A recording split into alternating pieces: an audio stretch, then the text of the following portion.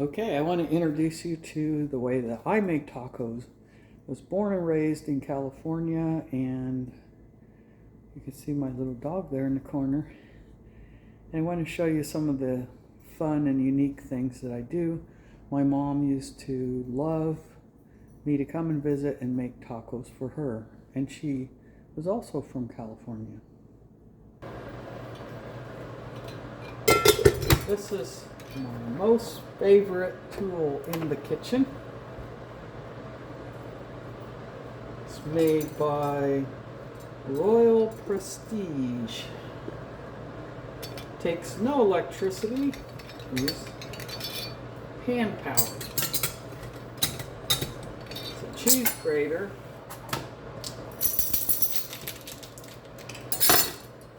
There's some cheddar cheese here. You just put the whole thing up here, and the cheese comes out the bottom. There's no need to buy shredded cheese that has cornstarch on it.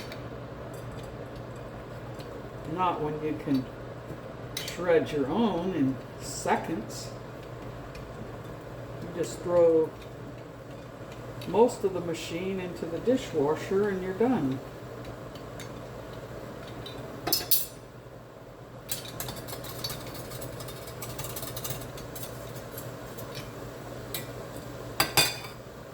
And there you have it.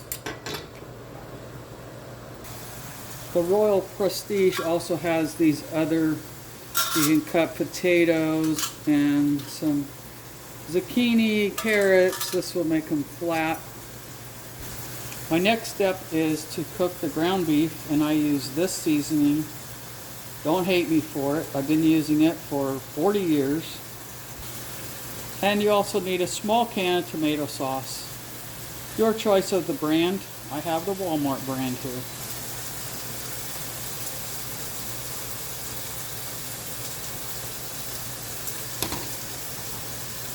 So after I brown the beef, I'm going to add the sauce, and not before, so this will take a little while.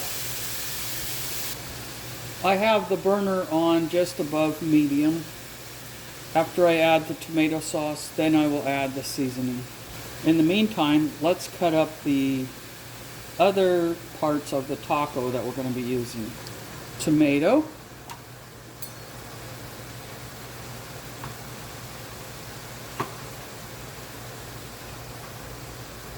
You can cut it in slices or dices or in between. Slicer dicers. Since I only have a small amount of tomato, I made it in little dices. I'm taking another shortcut here and using a small can of already sliced olives.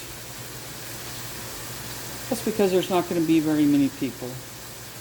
If you just partially open the pull tab, you can pour the liquid out right into the sink. It saves time. I usually have a specially separated little Rubbermaid resealable container that has 4 or 5 sections, but I don't have that today. So I'm making little individual containers of everything. That way, whatever you have left over, it's very easy to just close it up and save it for the next time, like tomorrow. Depending on the fat content of your beef, when you finish browning it, there might be some grease at the bottom of the pan. I pour that off before I put my tomato sauce in there. This grease is poured off, the tomato sauce is in.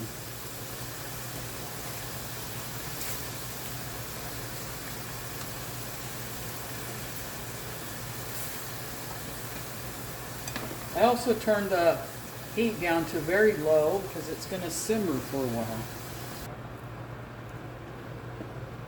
Next, I'm going to put onions. Some people don't like onions. Some people are allergic to them. You could use a red onion. You could use green onions. You could use no onions.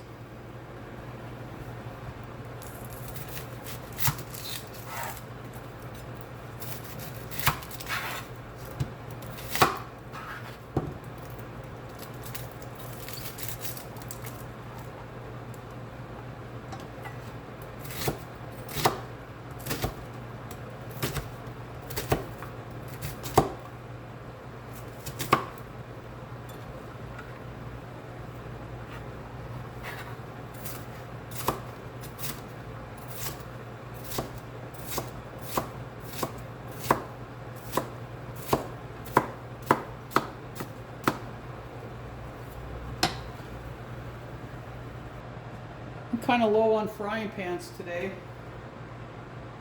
so I'm going to use whatever you want to call this little cast iron pan. It'll work for the purpose that I need it for. Pour in the oil of your choice. You can use any oil you want. I don't happen to have a head of lettuce today. Lettuce is $5 a head in the store. In this recipe, wouldn't use a whole head. I do have a packaged salad mix, and that's what I'm going to use for the lettuce. My salad mix actually has more cabbage than lettuce, which is fine. Cabbage works very well in tacos. One of the more unique things about my tacos is that I use gluten-free corn tortillas and I fry them. Nobody said this was a keto or a carnivore or a low this or a high that type of diet. These are the way I've been making tacos literally since 1970. I will cook one tortilla for you. The main required tool is a set of tongs. And you can't use tongs unless you do that first.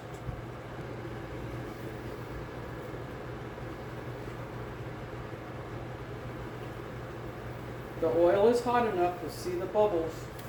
You may not see those on camera, but I just kind of twirl it around and then I turn it over almost immediately. I fold it almost immediately. So it looks like a little taco.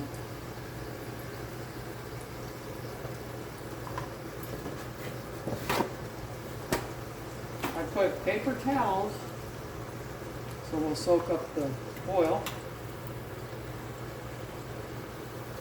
until it gets almost hard, and it will harden after it gets out of the oil. The meat has been simmering over here.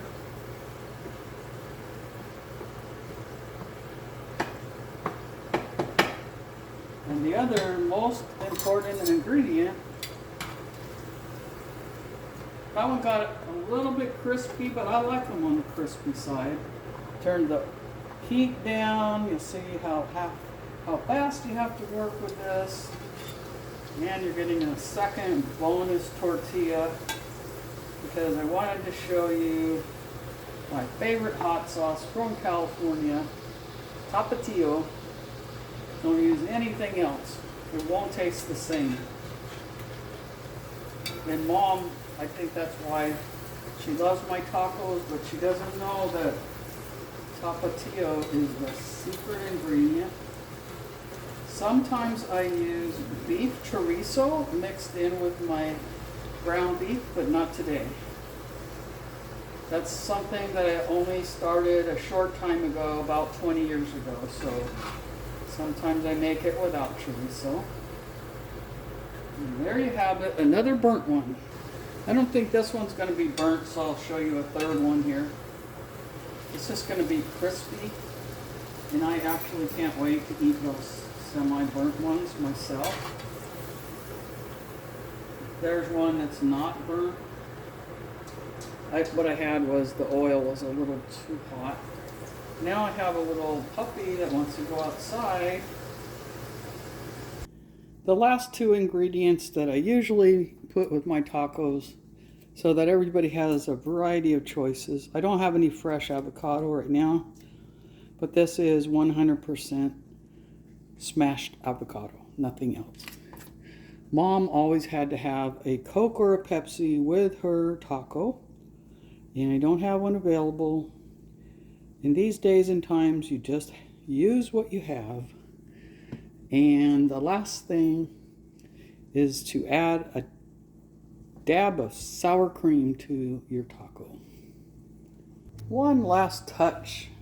Sometimes I do like they do at Jim Boy's Tacos in Sacramento, California, and I put Parmesan on the tortillas. Let me show you.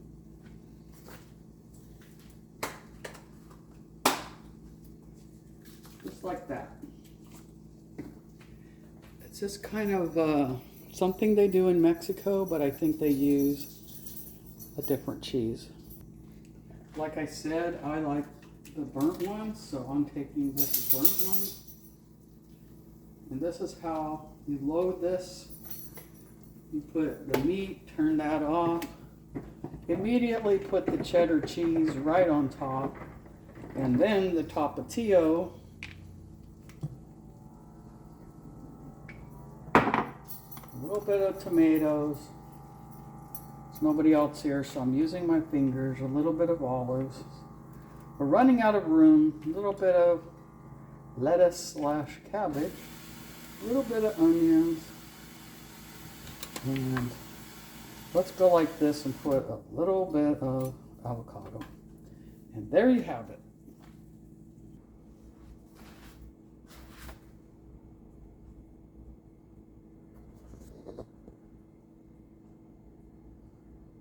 Yummy.